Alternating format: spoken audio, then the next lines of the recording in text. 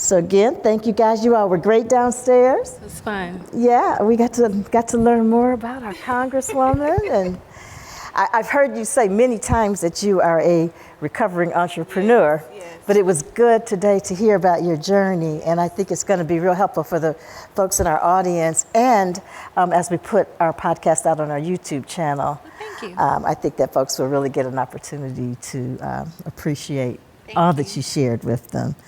So we're going to continue the conversation for a little while. If that's all right with you all? Yes. All right. So, Congresswoman, we are really excited about your Business Expo. I know last year I was here and there were about 500 folks buzzing all over the building, and all kinds of resource tables were around. And people were just excited about the workshops they were attending. And I remember Verizon was here and folks were knocking down that door trying to get in there. So can you share with us any new features that attendees can expect?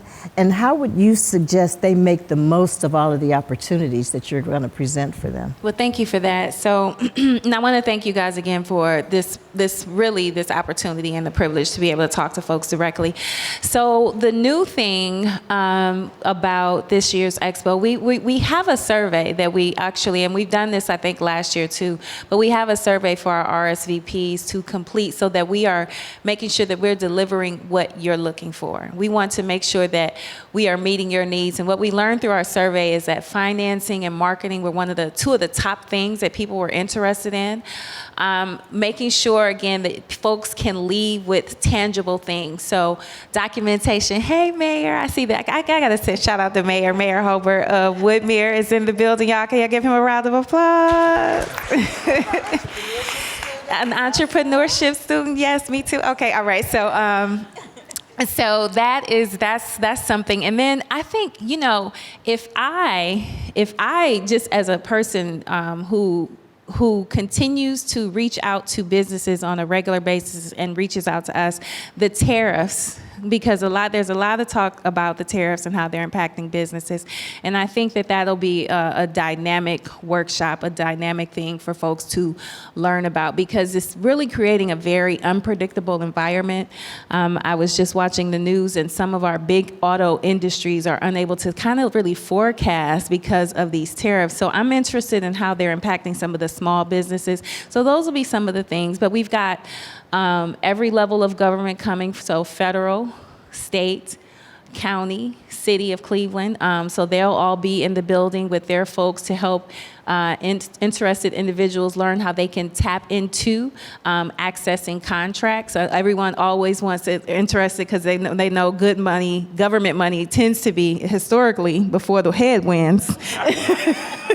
Before the headwinds, they used to be reliable resources. Now, I will tell you, we move a little slow, but the money is coming generally. But getting government contracts and how that works, and so we want to be able to provide folks with that information. So that's something that folks will be able to take advantage of while they're there. We hosted a pitch competition on our Metropolitan campus last night, and one of the things that I noticed with the group that was there was very well attended, and the entrepreneurs were amazing.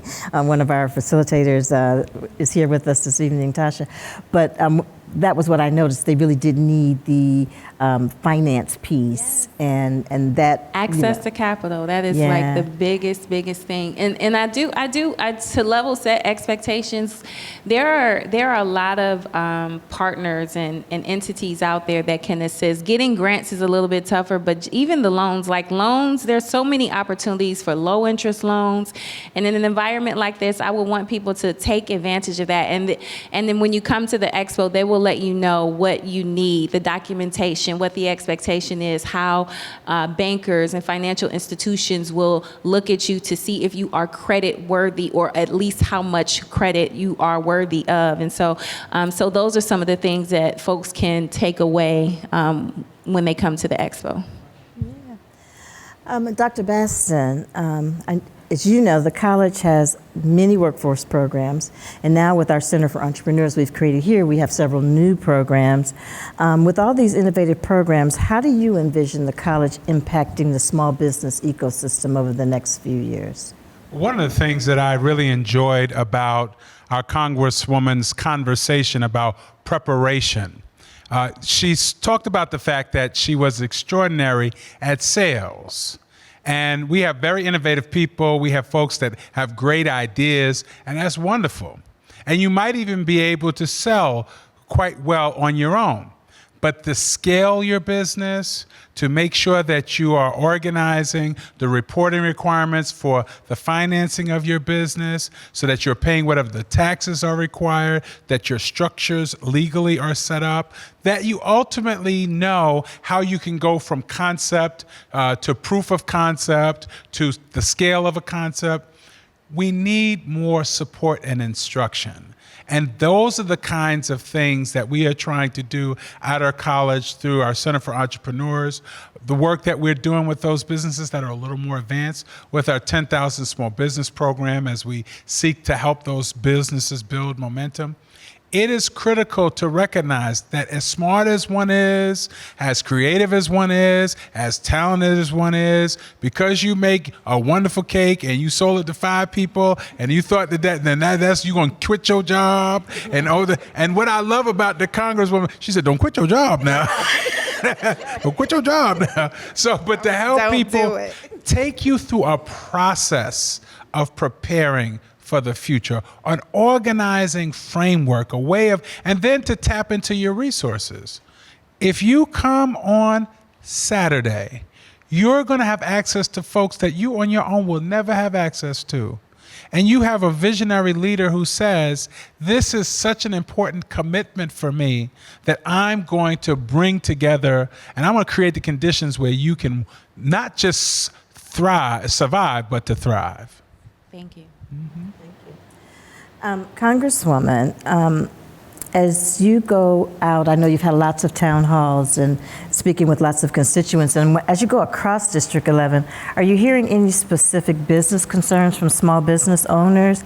And if so, is there anything that we as a college or you as their Congresswoman can do to help provide kind of some short-term solutions or hope?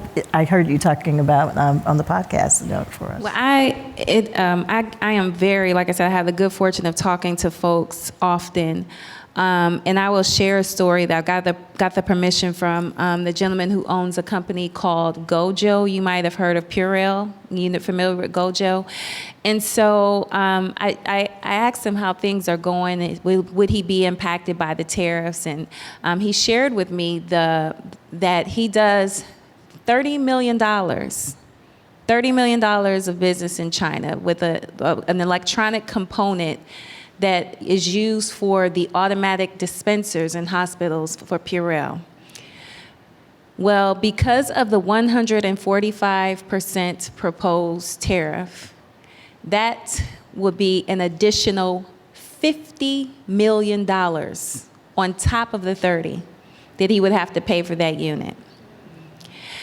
Now, he supplies these units for hospitals all over the country, not just here, but this is a business we have right here in our backyard that is being tremendously impacted. So we're talking about something that once was $30 million is now going to cost $80 million. Now you do the math, you can't even double your prices and make a profit. So you would have to essentially triple your prices. Triple your prices. And that's just for one component, one business, one entity. And so and let me say this too. Tariffs are a tool, and when used properly, they could be a good thing. I'm not against tariffs, but there has to be a plan. There has to be a vision. There has to be some guidance. What is the expectation? How long are we going to have these tariffs? And they're on again, they're off again, so it's creating this instability. He would love to have a manufacturing plant here, but the parts that are being made, no one here in the U.S. even has the capacity to make these parts here. And to establish a manufacturing company, if everything went perfect,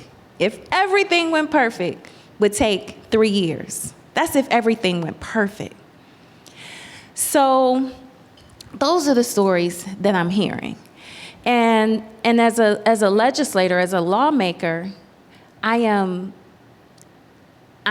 is frustrating because I understand that, again, as a person who once had a business, that is impossible to try to manage. So now, even if you have the additional resources, you have to make up for that. So who does he pass that cost on to? The hospitals. Who does the hospitals pass that cost on to? The insurance companies. And who do they pass that cost on to? And so it has an effect. So it might not seem like I don't own a business, I don't care nothing about them tariffs. The tariffs are going to hit everyone some way, shape, form, or another. And that is just one company, one example. So that's what I'm hearing. And so the thing that I hope, so if I could offer some encouragement, what I have found is that the headwinds, when the headwinds hear from certain people, they course correct. They might reverse their policy. And so what I have done, because politics essentially is about addition and multiplication. You got to be able to add up your friends and multiply those so you can get to the results that you need at the end of the day, right? So I'll pick up the phone and I'll call my colleagues on the other side of the aisle who have relationships with the headwinds, and I'll say, are these hitting y'all? Like, are you feeling this too? And they say, yes, I am. And I have a call in with the headwinds and we're going to talk about it. So that is the hope, is that, as people who have the influence, who have the connections, who have those direct relationships with individuals, will leverage those to the benefit of the greater good. And the thing that I do find a little bit frustrating is that the folks on the other side of the aisle, I'm a proud Democrat, if you couldn't tell, but the folks on the other side of the aisle, they may not be open and public with their feelings, but they will pick up the phone and try to help the headwinds course correct instead of going south. They like, we need these winds to go north, sir. So that's what they do. So I'm not surprised that that's what you've been hearing. There was an article that talked about the most searched term on Google is tariffs. I wish we had all searched it months ago, but okay, we won't go down that rabbit trail, right? But then I did hear while I was driving in this morning that the last container left China this morning that is free of these tariffs. And it'll take a couple of weeks to get here, but anything that comes in after these next couple of weeks will have those tariffs. So I think that all of our businesses, all of our personal residences, we will all start in a few weeks to feel the impact of that. Let me also say this along those lines, because I was talking to, I'm on the agriculture committee too. So I serve on 3 committees. I'm on agriculture, the Chinese Communist Party Select Committee, which really is about our global competition as it relates to China. And but what's interesting, the conversation I had with the farmers around tariffs and how it's impacting them because of the fertilizers, because of the equipment. So what they're saying is they may send something out. We were talking about exports in the way, and they were talking about the market manipulation of other countries and how they kind of play these games, and because of the tariffs, and now they can get something at a lower price, so they'll reject something that they may have bought. So you're talking about stuff coming over here without the tariffs. And things that are coming with the tariffs, if we were to play those games, we would say, oh, no, we're rejecting that. We're going to send that back because we can't afford it now, right? But this is being done to us by other countries a lot. So I understand the goal, if you will, of trying to level the playing field with these other countries who have, in some instances, haven't been playing fair, and China is one of them. And so China is one of them. But you cannot do this, bring jobs back in manufacturing at the flick of the switch. And that is the challenge, and that's what we're seeing. So you prompted that thought of the market manipulation that happens with these tariffs, and when now things are going to be coming over with higher prices. And the same same could be true with other countries, but they, like Canada, they're like, we don't want any of your stuff. They're taking our stuff off the shelves. How is that helping us? So it's a very unprecedented time, and I really said, I don't know if I said this on the podcast, but it's one of those things where you want to be wrong. Like, I don't want to be right about tariffs raising costs for families. I want to be wrong. I would love for whatever the headwinds plan is to bring down costs to work, but it just does not seem like it's working. And you did say that on the podcast. Okay. So, Dr. Baston, the Congresswoman has mentioned a couple times now about the length of time that it takes to get a manufacturing company up and running. And I have had a couple of people approach me to say, can you all do a workshop that talks about specifically how you create a manufacturing company and how you raise capital specifically for a manufacturing company. I'm sure it's all coming out of this, but that leads me to think that, I know we have our HETC and our manufacturing technology, but what advice, we have several of our entrepreneurship students in the audience, what advice would you give this audience in terms of using resources that the college has to create small businesses and to create their own businesses? Well, remember that this is a community college, and community is in our middle name for a reason. We have a lot of resources. Many of them are free of charge to the community. We have in our metropolitan campus, as an example, a fab lab. So that if you want to prototype some of your things that you might want to bring to market, we actually have people who can help you with that. We have the programs that we have here at the Center for Entrepreneurs. We have a lot of the resources that one needs to actually move forward. But that requires for you to take that step. I love the fact that our Congresswoman talked about the leaps of faith. The idea that if you're going to bet on something or someone, you have to bet on yourself. And that means you've got to take the time to find out what those resources are. You've got to show up to many of these programs and services. Many of the entrepreneurship programs that we offer are scholarshiped because we do a lot of specific fundraising. I spend a lot of time with potential donors who are going to be investors in the future because they're investing in you. As our president mentioned just yesterday, we had a pitch competition where we had 7 students from a school of business who wanted to really demonstrate their entrepreneurial prowess in front of funders. And we actually were able to fundraise so that they could get seed money to build their business, to grow their business. So we are here to help you really think it through. I mean, from our perspective, we don't want you to just have a great dream. But the one thing that I talked about yesterday at the competition is the idea of Walt Disney, his idea of saying that a dream, you have to have a dream to make a dream come true. But you also have to have some work behind it. You know, he may have started out by making a little cartoon for his grandchildren of a little mouse.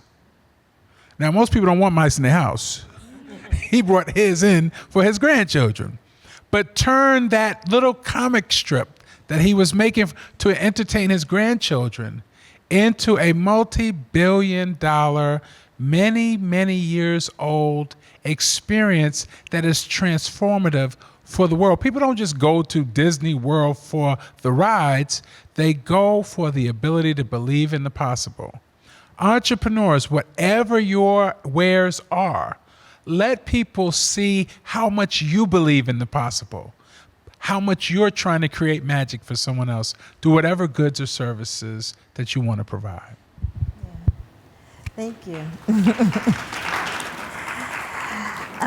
So during the podcast, Congresswoman mentioned that there are going to be workshops and stay for the good stuff. And I know that a couple of our facilitators from our entrepreneurship programs are doing sessions on business plans and brand and marketing. And it's so important to be able to speak the language and to understand what your financial statements are saying, and so that you can, in fact, be efficient and effective and profitable and scale up. And so I think about you always saying that you're a recovering entrepreneur.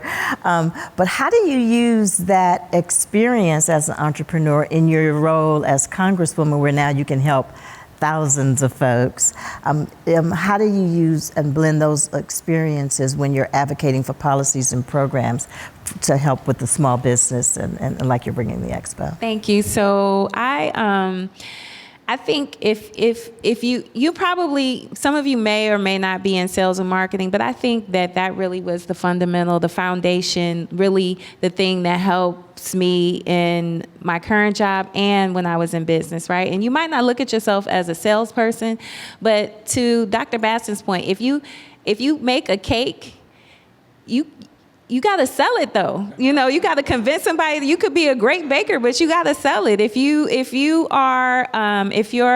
a president, you got to convince people that your school is the best. So essentially, we all have a little bit of sales in us. If you're going to be an entrepreneur, there's a little bit of sales in you. So I would encourage folks to pick up a sales technique book, because you'll find some really great skills that are transferable in whatever industry you're in. And why do I say that? Because fundamentally what sales, marketing, government, politics is listening to people.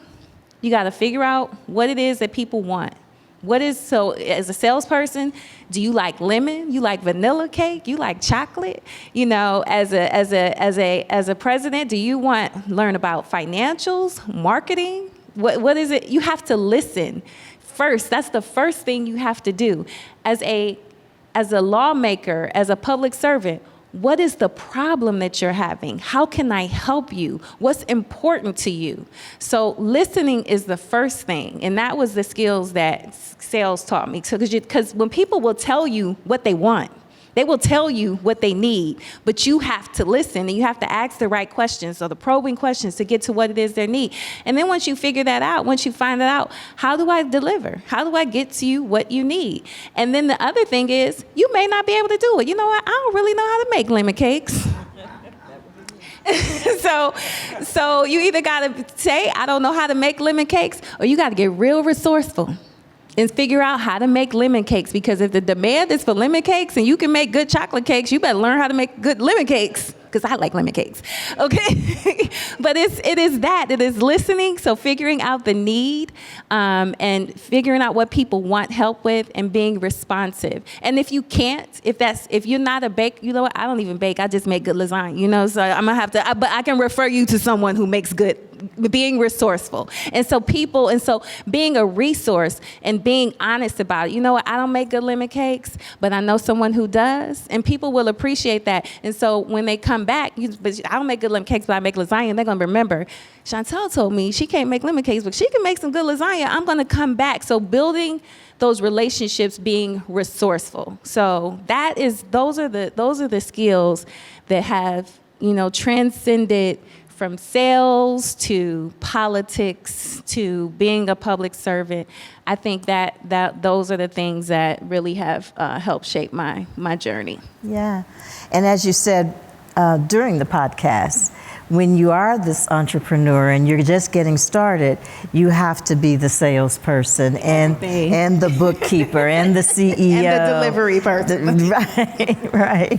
And you have to be able to be willing to work that 24/7. So thank you, Congresswoman, for coming out. Thank you. Let's give Congresswoman Shontel M. Thank y'all. And our president, Dr. Michael Baston, let's thank him for coming out. He always answers the bell. I so appreciate you both so much. I hope all of you all will come out Saturday and enjoy the expo. It is free. These are the resources that we want to continue to provide you with. A little commercial. Our next speaker series will feature one of your Business Advisory Council folks, Arian Kilpatrick. She owns the Jabali Group, the AKA Construction Company, and she has a medical marijuana business. The speaker series will be free. She will tell you about her entrepreneurship journey. And this is just one more resource that we want to provide the community. So do come back out, enjoy yourself, enjoy the reception at the other end of the hallway. And one... Can we hear it for the president? Let's give it up. President Renee Rashad! And I was going to say one more big round of applause for Dr. Baston and Congresswoman Shontel M. Thank you all. Thank you.